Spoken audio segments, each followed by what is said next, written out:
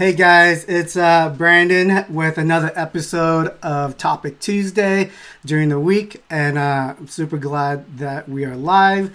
And just want to give you a heads up: if you're a middle schooler or a parent of a middle schooler, make sure you comment or like this, and your students will get a raffle ticket, and we'll draw tomorrow in our youth group. We'll be drawing out some raffles for some prizes. So make sure if you're watching this, comment, put your name.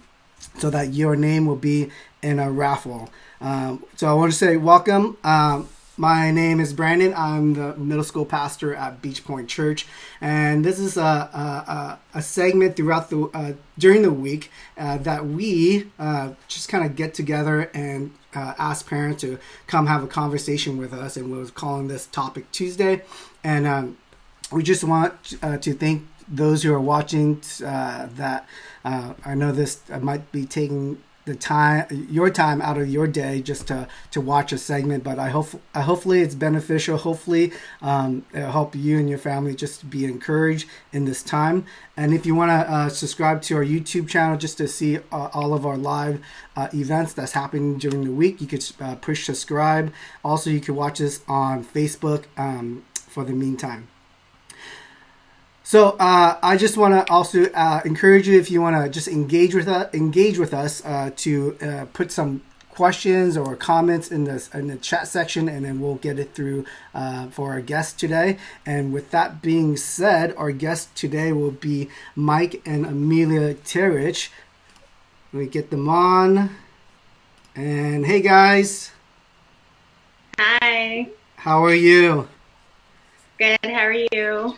Good. Hey, it's it's Mike and Amelia, and our topic today will be on school at home. I know some of the parents are maybe struggling or being feeling the frustration. Maybe we could have a conversation, and you could join the conversation with Mike and Amelia with us. But I'm gonna give them a chance to introduce themselves and their family. So, I'm Amelia Terich. That's it. Who are you? My name is Mike Terich.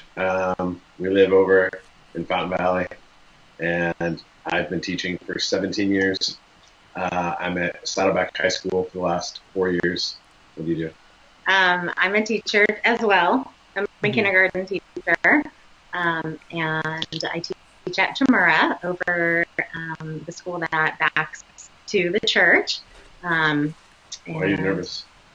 And also, we have 3 kids. We have Micah, who's a freshman in high school, and Michaela, who is a 6th grader, and Mason, who's a 3rd grader. So you have, like you said, you have one middle schooler, and then you have one that just graduated last year into high school. Yeah. Mm-hmm. Yeah. Well, let's start some fun questions. We're going to take some questions that we got from Instagram today. And one of the questions to you were, how do you add fun to your school day? How do we add fun to our school day? There's no fun in school. None whatsoever. We're very militant. We make them work all hours of the day. Well, we do have a pool in the backyard. I think if you've been to some of our crowd parties or... That's your advice? Purchase a house with a pool? Yes, that's my advice. So that's how we add fun to our days. We go in the pool, but we've played some games and... I think the best thing to do is you have to take control of the learning. Like, you need to do things that are going to be interesting for your kids who are now your students as well. I mean, kind of regardless of whatever the teacher posts. I mean, because oftentimes these kids, the teachers post this the most dry work you've ever seen, and it's unbelievably boring, and there's nothing you can do to get your kid to be interested, especially when they're in a non-learning environment like their house, because obviously, you have the draw of video games and their phones and their beds and their iPads and television and everything else trying to take their attention away. So for me, the biggest thing to do is try to incorporate what it is the teacher wants you to do, but do it in a manner in which it's going to draw in your student's attention, like your child's attention. You want to do something that they'll get engaged in and focus more on the learning skill that they're building and not necessarily the content. Like, for example, Mason got a report coming up for a rainforest animal he has to do. I'm not super concerned about like what the parameters are of his actual assignment. I'm more interested in having him find an animal he likes and then doing research in a manner that's going to be interesting to him. So whether that means watching like a weird animal show on Netflix or something that's going to like draw his attention, do whatever we can to where the learning outcome remains the same. However, the way in which you go about achieving that outcome, you can be creative with it. Because otherwise, like I said, if you're just counting on what the teacher posts in classroom or on Zoom or whatever, it can just be unbearably boring.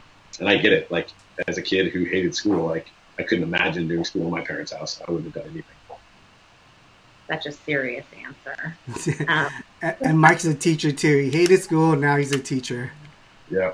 Oh yeah, he was the worst. He was in detention all the time. But now he's gotten Teacher of the Year like the last however many years in a row. So possible. Wow. But yeah, I mean, I started out with saying like the pool, but the kids really love going in the pool. But kind of adding to like what he said, like they're supposed to have like PE every day, and so instead of maybe doing some of the things the teacher asks because it might be super boring, like Mason really likes Go Noodle, or like Kiki's really working on like her cheer and her tumbling. So she goes out to the front and she does that instead of, something that they might have her do. I mean, we're both teachers, but we're both like, don't do what the teacher says. That's not what we're saying, but, Yes, it is. But, make it more, you have to tailor it to what your child's learning needs are and like, who they are, because if you don't, you'll never get through this. Yeah, that's good. Good stuff. Good stuff coming from like two teachers, high school and elementary. I know that being a pastor of middle schoolers, just losing getting their attention is the first important thing, and then once you got their attention is how you're gonna kind of build off that and bounce off that, and which is the difficult part. Some of the questions is what are some good things about school at home and just being a teacher for your children? For our kids, the biggest advantage and disadvantage is having two parents who are teachers, because the disadvantage in their mind is you're just on top of everything. Like when it comes to technology and education, like that's no problem for me. So whether Micah is using Classroom or Canvas or Flipgrid or Zoom or Skype, I mean, throw out any educational idea you've ever heard technology-based, like there is no learning curve for us. So for me, like when it comes to Micah specifically in high school, like Amelia even taps out because she can't figure out half the stuff. But for me, it's like, oh no, I use all of these things in my daily life. So for him, there's no hiding. Like he can't say, oh, something is done or I never saw this, because all of it is tied into my phone and into my own experience. Therefore, I know exactly how it works. So when he opens up Canvas, it's not good enough to be like, oh, hey, look, here's the Canvas dashboard. I can say, no, go to individual courses, go to your inbox. Let me see all the things that you completed. Like he can't really hide anything. So it's a disadvantage for him, but it's an advantage for us as parents, because there's never any like deception or deceit. There's no escaping. Nothing can be hidden. The advantage for the kids from their standpoint is, once again, there's no subject matter or topic that they can need help with that we can't, between one or the both of us, intervene and help out. Oh, but they think they will argue with us to the death that we don't know what we're talking about. Yeah. Even having two parents as teachers, they will just, that's not the way my teacher does it, or that's not what she said, or you don't know how to do it, which we get all the time. And it's like, I taught like every grade up through 5th and even some middle school. So I do know, but, so definitely. And it's not that I can't do the ones like for high school. It's just, I can't even with my high schooler. So he does that. He takes care of the high schooler. Yeah. Micah just, he and I butt heads a lot. So he's the one who does the Micah stuff. And I take care of like Mason and Kiki. So one other advantage too is that just the exposure our kids have to literature, because as an English teacher for so many years, I am constantly reading brand new stuff all the time. So I'm able to like curate a really good list for Micah and Kiki, and Micah especially. I mean, he's read every single thing I've ever given him, and now Kiki's starting to do the same. So they've got a really wide breadth and depth of literature knowledge and exposure that they take into their classrooms. I know that it pays dividends to them as well when they're doing any kind of literary analysis in their classes, because they just have been exposed to so much. It always has been like that, like since day one, like even before they were in preschool, even when they were like babies and stuff. Like we'd always, have had such a huge library of books, and like that's the one thing like I would, advice I would give to parents with younger kids is it's never too early to start young. But yeah. So Why not expose them to hard literature? I mean, I read the kids Hemingway and Steinbeck and Achebe and things like that when they were like literally in their cribs. I would sit there next to the crib and I would read like Ernest Hemingway, and it didn't matter that they didn't get it because they're little kids. It's just the words, and it's just being exposed to the thoughts and ideas. And I think that literacy is crazy important, and we don't understand how much kids being read to makes a huge difference. And you don't need to read them, Hop on Pop or Goodnight Moon. You can actually like read them literature, and they'll get it. I feel bad now. I'm reading those things to my kids. I should switch over to like William Shakespeare's. That's right, dude. I'll give you a movable feast. We'll come over and read to them. Okay. No, research has shown that being in a print and text-rich environment from when you're younger, like just benefits. So. Well, those are some good things. What are some like difficulties that you're seeing? I know some of the parents are out there just finding difficulties, some frustrations, getting kids motivated, especially those who might be, a senior, and as well as in our context, middle schoolers. Those are in 8th grade. Looking forward to promotion, looking forward to all these good things that's happening, like towards the end of the year. How do you? What are some of the difficulties that you see as a parent having like distant learning at your home and away from kind of the public school or private school settings? First of all, I'd say connectivity. When you have 5 people on a computer at the exact same time, you're going to have all kinds of connectivity issues. So we've run into that just like every other parent, which can be so frustrating. Running around the house telling people, get off the computer, like I'm on a call right now. That's a huge deal. Scheduling is a huge deal. Constantly, every time we turn around, somebody's missed a Zoom call. And it's like, what the heck? Like, how in the world are we constantly missing these things? How are they not scheduled better? And then we get frustrated as parents the same way parents get frustrated with teachers. Yeah. Like Michaela, she has a teacher who posts at 1 o'clock, you have a call at 2 o'clock. It's like, wait, hold on. How does that work? Like, how do you give a kid a 1 hour heads up that they need to be on like a Zoom call? I mean, what if they don't have access to a phone or notifications turned on their phone? Then you're just banking on the fact this kid is sitting there staring at Google Classroom all day, every day, getting refreshed. Like all those frustrations, we feel it the same way parents feel it. And as teachers, like I'm no more patient with it than any other parent is. It's not like I'm like, oh, hey, as a teacher, cut the teacher slack. No, don't cut the teacher slack. That's terrible planning, I think that, today you got me on a I don't know, good or bad day, but I had, today was kind of rough. Just because we're both teachers doesn't mean, we totally have a smooth sailing ship and we've got it down and the schedule's great. I would have to say, it's, there's for sure, rough days like today, and, there's really good days, too. It's frustrating. We're both still working. All 3 kids are supposed to still, be doing school, and all of it's supposed to be happening at the same time, all 5 of us. So that's been really difficult, and to be honest, our youngest, Mason, I love him to death, but I should be fired for being his teacher. Today was not my proudest day. And again, just because I'm a teacher doesn't mean I'm the best at it. For him, there's a reason why I'm not homeschooling, and, before this all happened, not homeschooling, but he just, he doesn't, kids don't listen to their parents like all the time, or it's so hard. So there have been meltdowns, there have been tears, there's been frustration, like, I mean, a lot.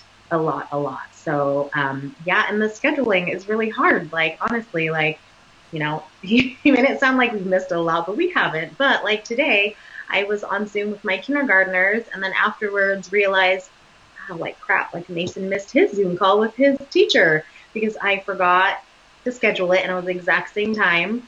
And then, yeah, it was just, it's, it's hard when our schedule mirrors the kids' schedule. yeah, I think like it's, and for him, like Mike teaches international baccalaureate for high school. So right now, currently, like they've been doing assessments and he has to record them individually, independently on like online. So like he will shut himself in the sunroom or he'll shut himself in the other room, like for like a And whole, be gone for 6 or 7 hours he'll be straight. gone for like an entire school day. And so it's just me and all 3 kids and my work and my students, and then also all 3 of them in managing their schoolwork. And it hasn't been easy, like for sure. And I think any parent that's said it's been so great, it's been so easy, like, I don't know, They're full of it.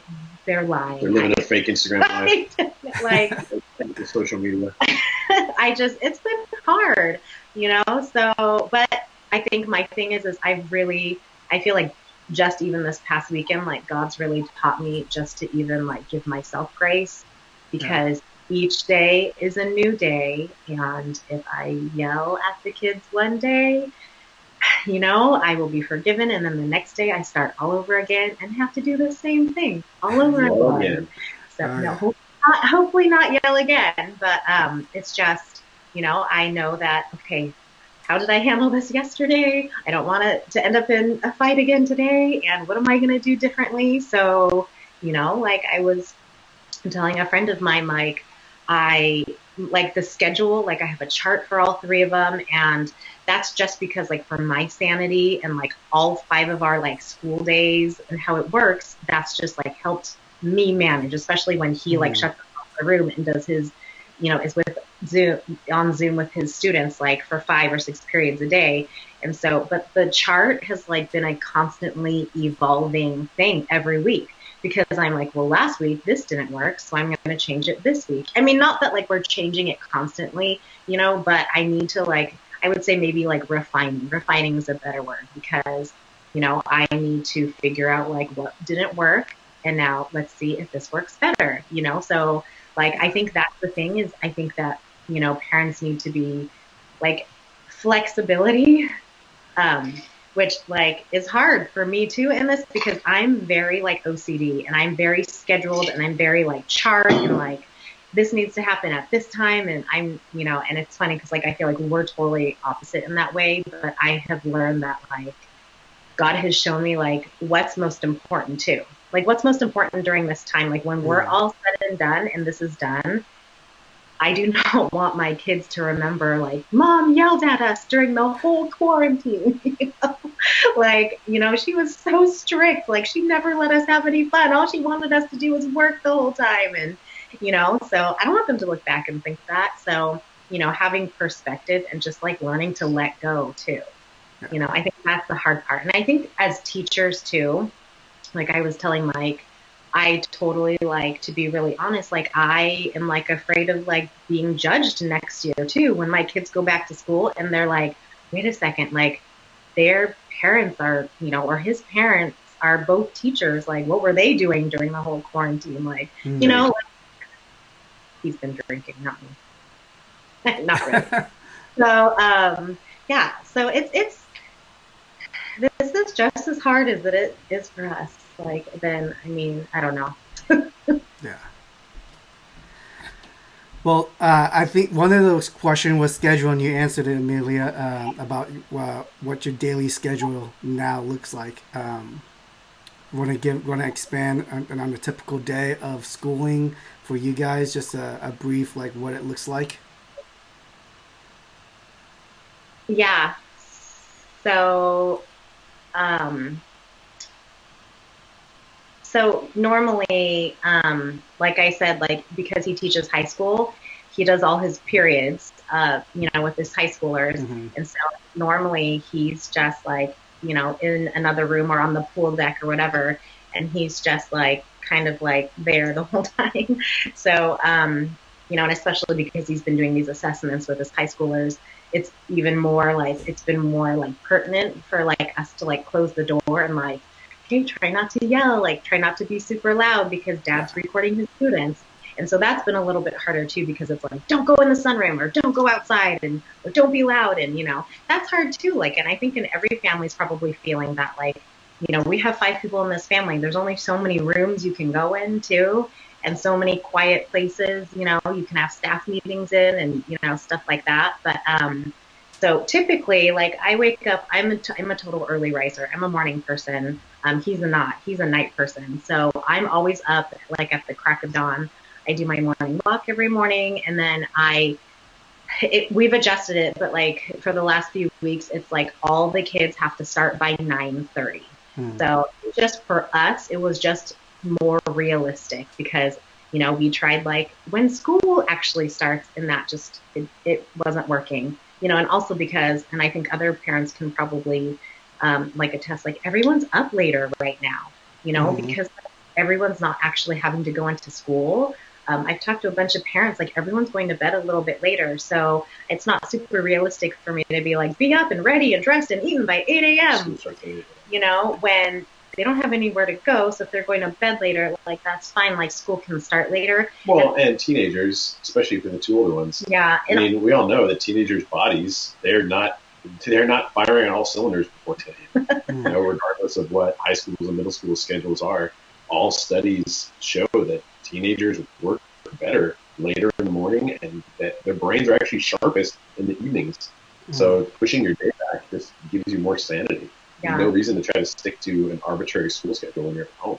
Well, the other thing is too, and I don't know, I mean, and every parent is dealing with different grades and different like curriculum and stuff, but like it doesn't take a full entire school day to get through all the stuff like the teachers send them, so that's the thing, is that if you're starting super early, they're going to be done like by 10 a.m.